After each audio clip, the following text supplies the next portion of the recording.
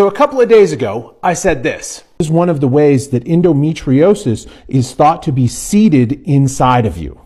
And the phrasing there got me a lot of hate. People calling me names, people telling me that I was dumb, telling me that this had been debunked in every possible way, that it was complete misinformation.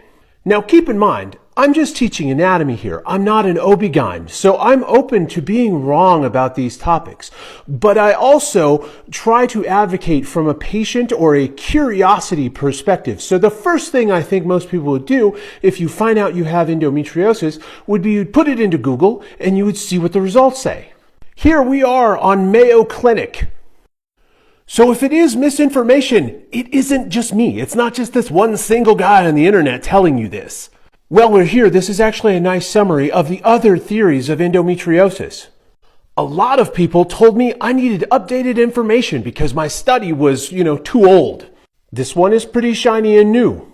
And this is from that same paper, 2022. And this to me is just science as it's happening. This is not a debunking. They're merely pointing out where this fits and where it doesn't. And there's plenty of spots where this explanation does not work. That's what they're doing here, giving you the other side of it, where it doesn't fit. Okay, I'll get out of the way, so if you want to pause and read this, you certainly can. A glaring case where retrograde menstruation can't fit is in this MRKH syndrome, where you're born without a uterus. And that's also the case where it's found in males. And this is one of the things I was going to get to, is that males can also get this.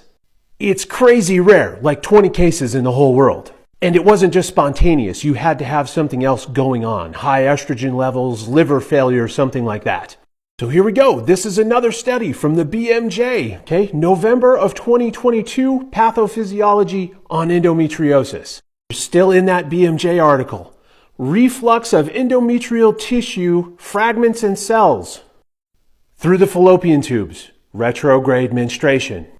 It's still considered, or they're saying it's still considered the most likely explanation for lesions. So if you went to your doctor, your OB-GYN, whatever, and they said, no, that's not a cause of it, and then you went home and you did some research, how would you feel when you found stuff like this? Would it inspire trust, or would you wonder if they knew what they were doing, or if they weren't giving you all the information?